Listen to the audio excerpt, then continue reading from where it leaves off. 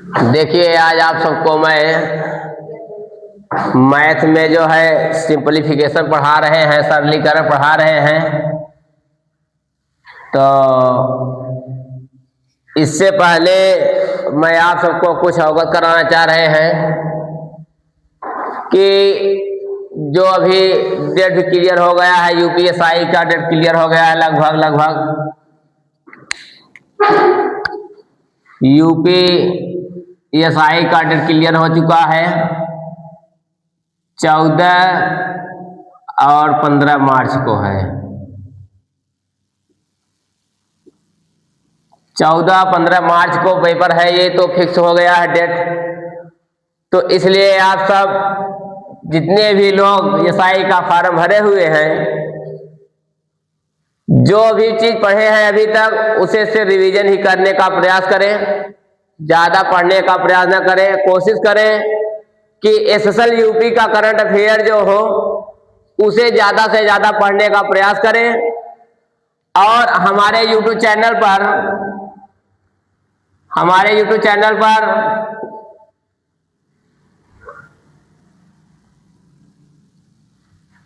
YouTube channel है डीजर के class 76 पर आप सब देखेंगे कि लगभग हिंदी का जितना भी सिलेबस है, जितना भी है हिंदी जितना एसआई में लगभग यूपीएसआई में आएगा, लगभग उसमें से जो है 100% तो नहीं कह सकते हम, लगभग फिर भी जो है 85 से 95% तक आने की संभावना है। उसी नोट्स से आएगा, जो मैंने नोट्स लिखाया हो उसी से आएगा। इसलिए आप सब जो है बार जो चीज पढ़े हो वही चीज रिवीज करना। और वहीं पर देखोगे, हमारे यूट्यूब चैनल पर ही देखोगे जनगणना 2011 की जनगणना जो हुई तो सभी जनगणना हो नहीं पाई है।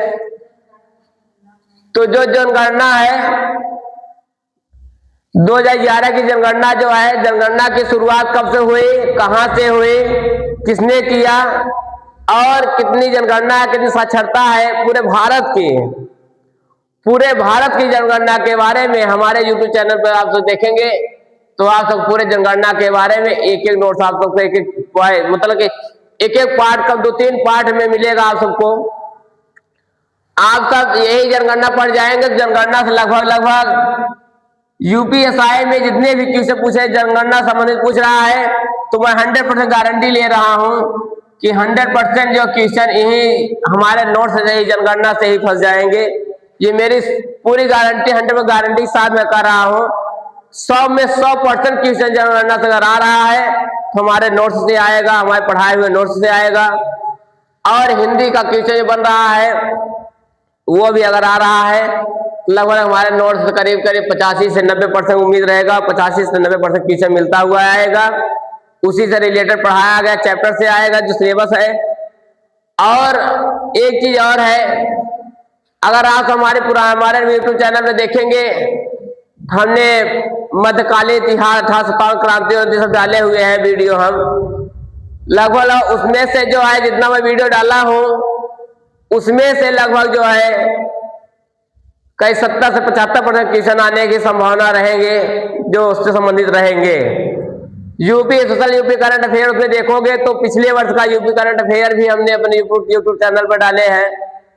यूपी में क्या क्या चीज खुदाई हुई, कब खुदाई हुई, प्राचीन काल में, मध्यकालीन काल में, आधुनिक काल में जो भी घटनाएं घटी हैं इतिहास में यूपी से संबंधित, वो सब के सब हमारे जो है यूट्यूब चैनल देखेंगे। जो वीडियो जो डाले हैं हम उसी में आप सबको मिलेंगे। और उसके बाद जो मैं मैथ पढ़ा ही रहा हूं, प्रॉफिट लॉस पढ़ाया, प्रतिशत पढ़ाया, और अब जो है सरलीकरण सिंपलीफिकेशन पढ़ा रहे हैं। तो आप सब देखिए, आज तीसरा क्लास होगा सिंपलीफिकेशन का। देखिए, जैसे कि 1148 डिवाइडेड बाई भागे 28 गुणते 1408 डिवाइडेड बाई 32 भागे 32। ठीक, तो हमने बताया भागु योग बताया, सबसे भाग तक गुणा तक जोड़ तक घटाना होता है भागु योग में। तो सबसे पहले हम भाग करेंगे तो जो 1128 भाग है, तो 1148 भागे, भाग का चिन्ह है 28 ने, तो गुणा में करेंगे तो 1/, का जो है 28 हो जाएगा, इंटू 1408 भाग में है, गुणा चिन्ह करेंगे तो 1/, का 32। आगे क्वेश्चन मार्क यक्ष मान लीजिए, तो यहाँ जो क्वेश्चन मार्क है क्या मान लेते हैं हम, यक्ष मान लेते हैं। अब देखिए काटिए, 2 × 1 = 2, 2 × 4 = 8, 2 × 5 = 10, 2 × 7 = 14, 2 × 4 = 8, 2 × 7 = 14 और 2 × 2 = 4, 2 × 8 = 16, 2 × 7 = 14। 7 से काट दे, 7 × 7 = 28, 7 × 9 = 7, 7 × 4 = 28, 7 × 9 = 41 आ गया ये।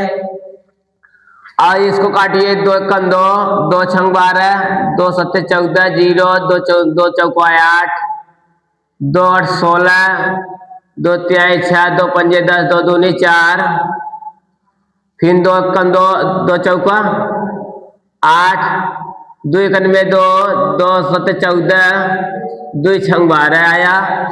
डायरेक्ट 4 से काट दीजिए, 4 × 4 = 16, 4 × 16, 4 × 9 = 4, तो 4 × 16, 4 × 16, तो कितना आया हमारे 41 × 44 बराबर x। तो मल्टीप्लाई कर दीजिए, 41 44 का मल्टीप्लाई करेंगे अगर हम लोग, 44 × 41, 4 4, 4 × 16, 4 × 16 = 17, 4 × 6 = 10, 7 × 1 = 8, 1804 आए। कितना आ जाएगा, तो इन दोनों का मल्टीप्लाई किए तो x वाला कितना आया 1804 आंसर आ गया। बात समझ नहीं समझ आई, समझ में आए नहीं समझ में आए, कितना आया 1804 ऑप्शन होगा सही है ये। अब देखिए दूसरे का हाल देखिए, 11,960 डिवाइडेड बाय क्वेश्चन मार्क और इक्वल टू 65, 65 × 23, तो इसका क्या होगा, आंसर क्या है, क्वेश्चन मार्क जो इसका स्थान क्या रहेगा देखिए, तो 11,960 भाग का चिन्ह है, गुणा करेंगे तो 1/, का क्वेश्चन मार्क x मान लेते हैं, जहां क्वेश्चन मार्क x मान लेते हैं, 1/, का x बराबर इक्वल टू 65 × 23, 23 ना। अगर हम त्रिज्या गुणा कर लेते हैं या इसको यहाँ ले आते हैं, तो x इक्वल टू करेंगे 11,960 भागे उस तरफ आया, गुणा में हो गया, भाग में हो गया, गुणा में है, तो 65 × 23 हो गया। 5 से काटे, 5 × 9 = 5, 1 बचा, 5 × 3 = 15, 5 × 2 = 10, 1 बचा, 5 × 3 = 15, 4 बचा, 5 × 9 = 45, 5 × 2 = 10। x इक्वल टू 2352 बटे का 13 × 23। अब 13 से काटिए, 13 × 9 = 13, 13 × 9 = 13, 13 10 बचा, 105 हुआ, 13 8 104 कटेगा तब ये, 13 8 104, 1 बच रहा है, 12 कम नहीं कट रहा है, लग रहा है नहीं कटेगा, तो 23 से काटिए, 23 × 9 = 23, 23 से काट दीजिए, कर सकता है, 23 दूना 46 होगा। इसको काटिए, नहीं कट रहा है क्या, काटिए देखिए, बताइए कितना है काटने पर,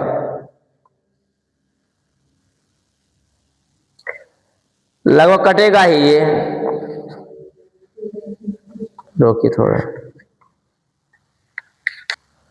देखिए 5 × 9 = 5, 5 × 3 = 15, 5 × 2 = 10, 5 × 3 = 15, 5 × 9 = 45, 5 × 2 = 10, 13 × 9 = 13, 13 × 9 = 13, 10 बचा, 109 हुआ, 13 8 104, 5 13 × 4 = 52, तो x इक्वल टू 184/23, 23 अट्ठे 8 वाले जाएंगे, 8 तिरिक 24, 23 करने में 23, 23 अट्ठे 184, 23 अट्ठे 184, तो यानी x हो रहा कितना आया 8 आंसर आया इसका।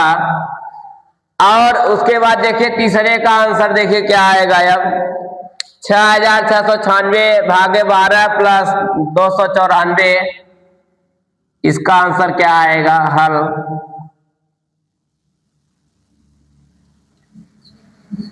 देखिए तीसरे में क्या है 6696, भाग का चिन्ह है ना, गुणा में चेंज करेंगे बटे हो जाएगा, गुटे का 12 हो जाएगा, प्लस 294 इक्वल टू यक्स मान लेते हैं, जहाँ क्वेश्चन मार्क वहां क्या मान लेते हैं हम लोग यक्स मान लेते हैं। तो यक्स इक्वल टू देखेंगे तो 12, इसको काटिए 12 कन में 12, 12 पंजे 60, 12 पंजे 60, 6 बचा 69 हुआ, 12 6 72, ज्यादा हो जा रहा है, 12 पंजे 60, 9 बचा 12 अट्ठे 96, 12 अट्ठे 96, तो 585 प्लस इंटू 1 है तो अनुगुणक के तो वही आ गया, वही आ गया ठीक, प्लस 294, तो यक्स इक्वल टू देखा गया जोड़ा गया क्या आया 8 4 12 के 2 हंस लगा 1, 9 4 13, 13 1 14 के 4 हंस लगा 1, 9 5 14, 14 1 15, 15 5 हंस लगा 1, 5 2 7 1 8, 852 आंसर आया, तीनों का आंसर आ गया। देख लीजिए आप सब।